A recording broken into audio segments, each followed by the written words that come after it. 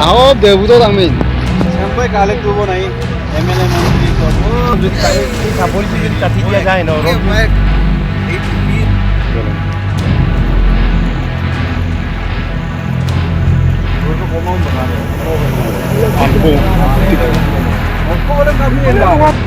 sampai kali tu pun naik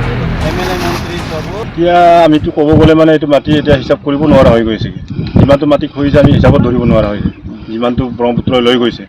এতিয়া প্ৰায় মানে আমাৰ এতিয়া হেকেই মানে চিচি টেকেলিপুটা এনি ৰোডৰ ওচৰলৈ পালেগৈ মথাউৰিৰ ওচৰলৈ এইখন এল পি স্কুল এখনো আছিলে সেই এল পি স্কুলখন এতিয়া খহি যোৱাৰ সম্ভাৱনা প্ৰায় প্ৰকট হৈ উঠিছে গতিকেলৈ আমাৰ এই বস্তুটো ব্ৰহ্মপুত্ৰখন এনেকৈ অন্যায়ভাৱে খহাইছে মানে ৰক্ষা দিব পৰা নাই আমি কিবা এটা প্ৰটেকশ্যন ডাল চুল পেলাই চাওঁ কিন্তু তথাপি মানে নামানে মানে বস্তুটো এই মতত এই যে ইয়াৰ কিমান কিলোমিটাৰ আঁতৰত আছিলে নদীখন সেইটোতো ক'ব গ'লে মানে এতিয়া মিটাৰ বুলি ক'লে কিলোমিটাৰে বুলি ক'ব পাৰি সেই 1 কিলোমিটাৰমান আছিলে আঁতৰত হেৰি গৰাখন প্ৰায় এতিয়া কহি এতিয়া হেকে হৈ গৈছে এই গাঁও এতিয়া ওচৰত নিয়াৰেষ্ট এতিয়া ঘৰৰ ওচৰলৈ পায়েই স্কুল এখন আছে ব্ৰহ্মপুৰ বুলি এল পি স্কুল এখন আছে এই এতিয়া এই স্কুলখনে এতিয়া চেফটিং কৰিবলৈ এটা জেগা উলিয়াব লাগিব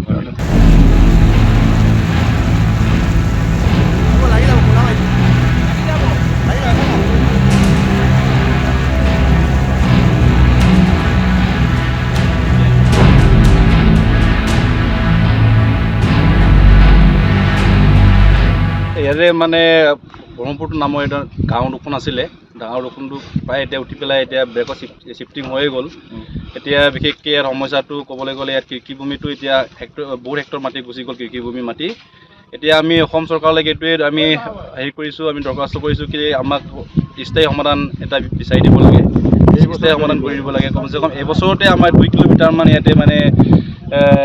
2 কিলোমিটাৰ মানে হেৰিত ইয়াত এফেক্ট কৰিছে কি আমাৰ গৰাখহনীয়াৰ ফলত গতিকে অসম চৰকাৰলৈকে আমি এইটো আবেদন কৰিছোঁ আমাক যিহেতু আমাক স্থায়ী সমাধানৰ কাৰণে কাম কৰি দিব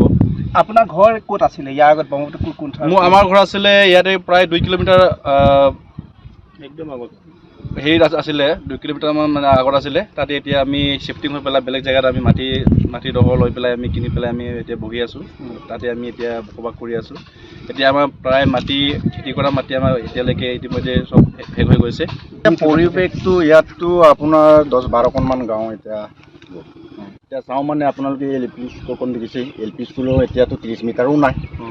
ইয়াতে কত গাঁও আছিলে এই গাঁওবিলাক আজি গৰাই পেলালে এইটোৰ কাৰণে আমাৰ অসম চৰকাৰে যি পাৰে আমাৰ এই প্ৰতিৰোধটো ৰক্ষা কৰিব লাগে বুলি ইতিমধ্যে আপোনালোকে কাৰ কাষ চাপিছে এই সমস্যাটোক লৈ পেলাই আমি ND ডিপাৰ্টমেণ্টক কাষ চাপিছোঁ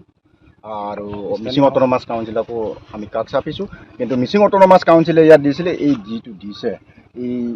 আপোনাৰ কামটো সদ্যহতে এতিয়ালৈকে আমি ৰক্ষা কৰিব পৰা নাই